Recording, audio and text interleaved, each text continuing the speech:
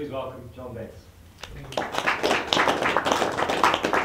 Thank you very much for the enthusiastic welcome. Good to be here in Taupo. It was 26 degrees colder when my visit to Taupo tonight started, 14 years and 2 weeks, 2 days ago. And on that night, Amanda and I had driven from the airport in St. Petersburg for 17 hours in a Lada car, sitting between 2 bodyguards, and in the front seat of the Lada car was an interpreter and a driver. It was a long drive. A long, long drive. When we arrived at the gates of a Russian orphanage, a small girl this size pulled herself up and looked through the window, fog coming out of her mouth that was that cold, ice in her hair because she'd been waiting some time, shivering, and said, "If you take me home with you, sir, I'll sing and I'll dance for you forever."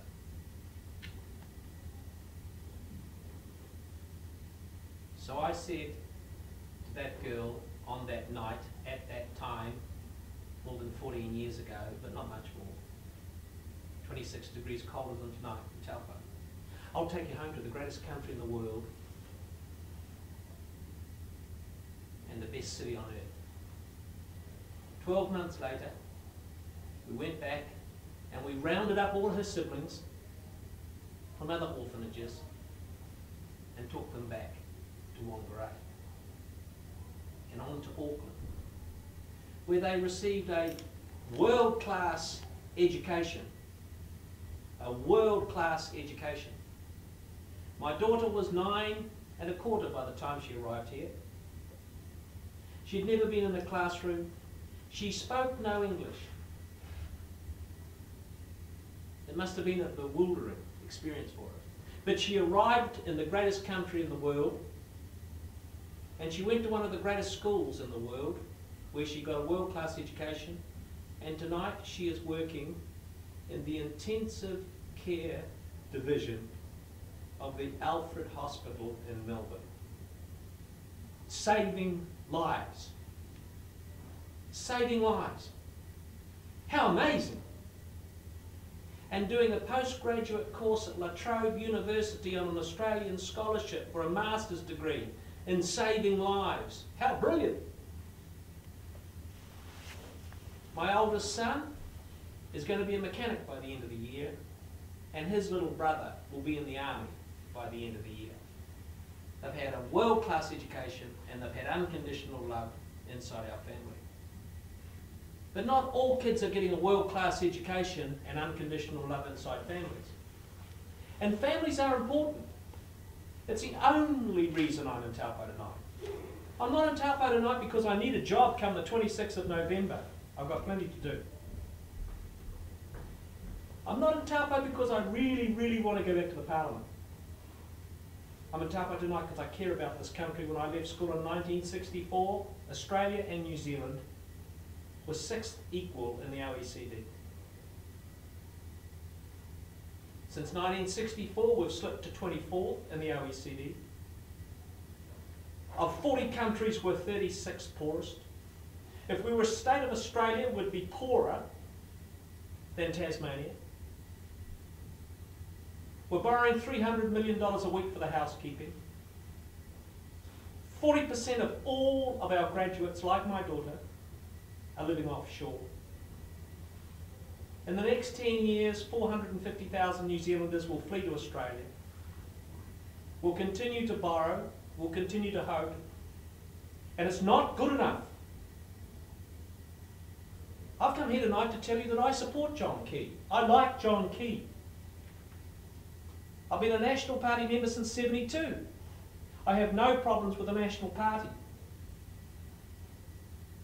But the values of the National Party that I joined in '72 are not the values shared in policy platforms and development and delivery in 2011.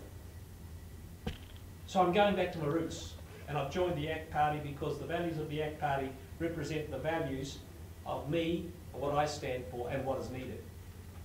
And so we come to Taupo tonight to seek from you your support and your advocacy for 5 or 6 or 7 members of Parliament, or 8, as many as we can get inside the Parliament on the 26th of November to put some reinforcing steel into the policy basis of the National Party caucus, so that we can grasp the nettle and do the things that this country desperately needs us to do, so that we can retain our economic sovereignty.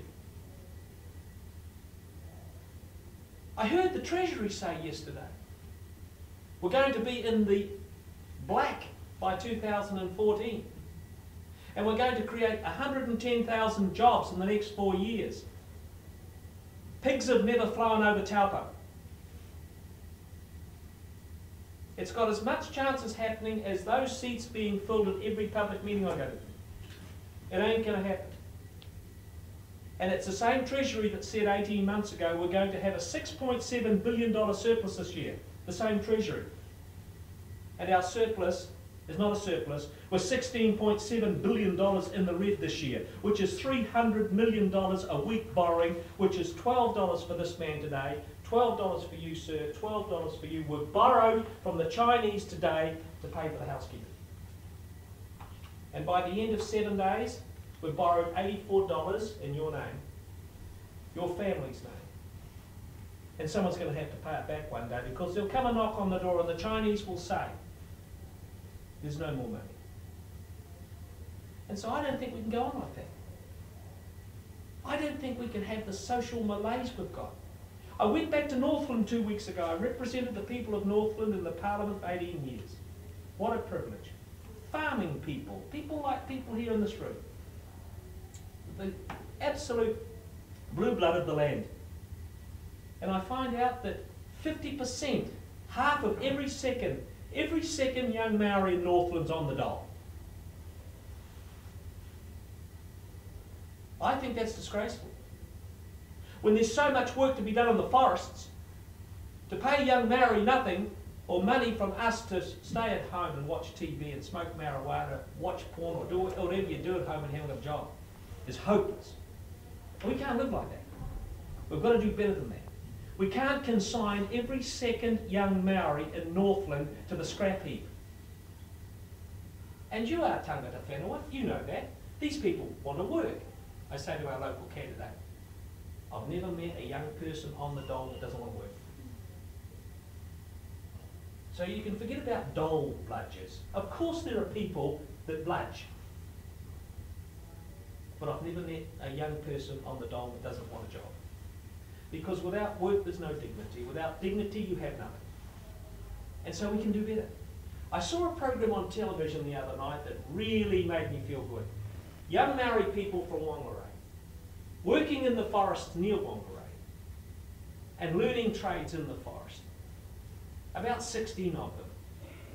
Long-term unemployed people. All of them with drug habits. All of them cleaned up. All of them working every day. All of them proud of themselves and their families. All of them making a contribution. And it makes sense. And I want to tell you something. If you give me your support and I go back to Parliament on the 26th of November, I'm not going back to Parliament to make friends with anyone. I don't need any more friends. I'm too old to make new friends. I'm going back to Parliament to make a difference. And a big difference. I'm no one's handmaiden. I'm not in the pocket of anyone. I'm my own man, as I was when I first went to Parliament in 81. I'm my own man today. But I do share the values that Don Nicholson shares, that you two share of the ACT Party. Self-reliance and responsibility. Choice. Personal freedom. Less tax. Less government. Getting government out of our pockets and off our backs. Giving people the opportunity of dignity through work. I recently saw something that was really telling for our nation. 74% of people that depart this world die with no net assets. 74% of New Zealanders leave this world with no net assets. There's not one single person in this room that that's enviable. There's no one that thinks that's great. Look, we live in a beautiful country. I came from Tigawiti today, over the hills, down through the valleys and past the farms, the dogs, the beautiful sheep, the farmers, salt of the country, earth, everything, beautiful day, cold, snow on the road. I thought, wow, aren't we blessed? Aren't we blessed? But haven't we slipped? Haven't we slipped? And there's some fundamental things that we need to do to change that. We've got to start living within our means. We can't accept 30,000 kids every single day of the week, truants from school. That's 6 big high schools. We can't accept that. We can't have 20% of young people leaving school who can't read, who can't write. We can't have prisoners turned out of Parima prison on Friday morning to catch the bus north with a brown paper bag in their possessions and no work. If you go to D Block on Friday morning at Parima, which we will do, 6 prisoners will be released. They'll catch a service car, a bus to Whangarei, with a brown paper bag and their possessions in it, with no work. And Henry's back. He's in the courts. He's back in jail. He's costing us $60,000 a year. What the hell do we expect? I'm sorry, but some of these fundamental changes have to take place if we're going to be a country that cares about everyone and embraces everyone. And one final thing. I believe in one New Zealand, one country. I respect the tangata whenua. I respect the Maori people. I treat them as equals. We should all be equal under the law. One law for all of us and treated equally. It's no good consigning people to a position of apartheid within a country. One law for all of us, everyone treated with respect and with dignity.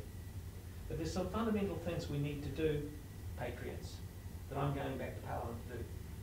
Because 14 years ago, in that 2 weeks and 2 days, I promised that girl of mine, we're going to take her home to the greatest country in the world. She's fled the country.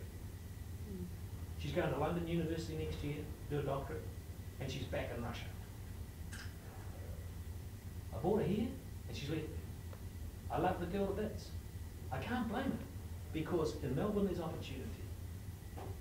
At London University, she's got another scholarship, and she's on to great things. You know, she's an international person now, but New Zealand is a home, and you know, I'd really, before I fall off my perch, if I ever do, I'd really like to come home and get married and have children here. In this country, the greatest country in the world is what I told her. So that's why I'm going back to the Parliament after all these years. You probably wondered what the hell you do things, but after all these years, I'm going back to the Parliament. My wife is not that keen, I've got to tell you. But okay, life is short, you've got to make a difference. And on Judgment Day, it'll be not how much money you got, what difference did you make? And I hope I can make a big difference by getting some good act people like Don Nicholson. I'm really proud of Don. I'm really proud of him. Recent President of Federated Farmers, family man, southern man, patriot, you know, dedicated, loyal New Zealander, stepping up to the plate for the party, believes in our values, and understands farmers. And by the way, I want to finish on this really key note. Thank God for farmers. I come from Victoria Avenue in Remuera in the Epsom electorate. And I've come down here to say to the farmers, thank God for the farmers. What sort of a country would it be without the farmers and the farming families? They've made this country great and they'll save this country again. The tradable sector is what it's all about. We've got to trade our way out of this mountainous debt we've got. And by then we can give the world-class education, the health, and everything else that we seek. So Don Nicholson has joined us and he's doing the road tour, the heartland tour of New Zealand. Former president of Federated Farmers and soon to be a member of Parliament for the ACT Party. Thanks very much.